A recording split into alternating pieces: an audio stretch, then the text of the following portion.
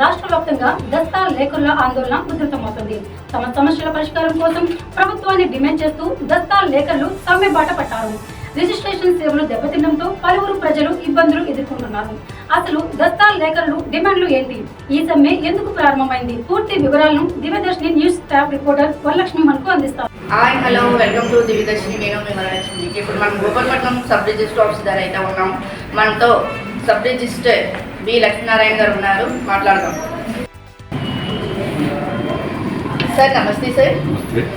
Sir ఇప్పుడు లేఖర్లు అదే సమ్మె చేస్తున్నారు కదా, ఇప్పుడు వాటి వల్ల మనకి రిజిస్ట్రేషన్ల కోసం కానీ ఇంకేమైనా సరే సంఖ్య తక్కువ అవ్వడం కానీ వాళ్ళు ఏమైనా ఇబ్బంది పడడం కానీ ఏమైనా ఉందా? దస్తావేజు లేఖల సమ్మెకును ఈ రిజిస్టర్ ఆఫీస్ కార్యకలాపాలకి ఎటువంటి సంబంధం లేదు. రిజిస్టర్ ఆఫీస్లో యథేచ్ఛగా కార్యక్రమాలు అన్నీ జరుగుతున్నాయి. రెండోది ఏంటంటే పార్టీ మీదుగా మా దగ్గరకు వచ్చి మమ్మల్ని సంప్రదిస్తే మేమే రిజిస్ట్రేషన్ చేయడానికి అన్ని కార్యక్రమాలు మేమే చేస్తాము. దానికి ఎటువంటి సేవా రుసులు కూడా వసూలు చేయము. గవర్నమెంట్కి కట్టవలసిన చలానాలు మాత్రమే చెల్లించాలి. గవర్నమెంట్కి చెల్లించవలసిన చలానాలు చెల్లించి వాళ్ళ తాలూకా రిజిస్ట్రేషన్ చేసుకోవచ్చు.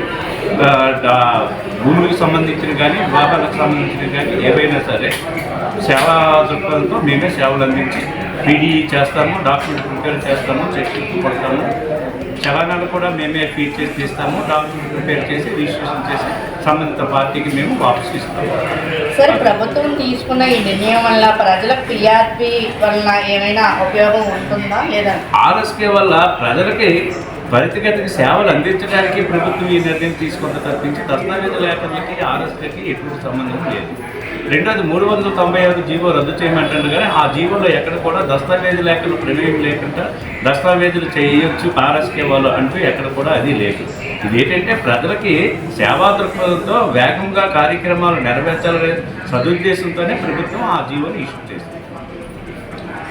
ప్రజలకు ఏమైనా చెప్తారా? ఇంకా ప్రజలకు చెప్పవలసింది ఏంటంటే దస్తావేజు లేఖల సమ్మెకు రిజిస్టర్ ఆఫీస్ కార్యకలాపాలకి ఎటువంటి సంబంధం లేదు కాబట్టి ప్రతి పౌరులు కూడా కక్షిదారులందరూ కూడా సబ్ రిజిస్టర్ ఆఫీస్కి నేరుగా హాజరయ్యి ఈ యొక్క కార్యక్రమాలు రిజిస్ట్రేషన్ చేసుకోవాల్సిందిగా కోరుతున్నాను.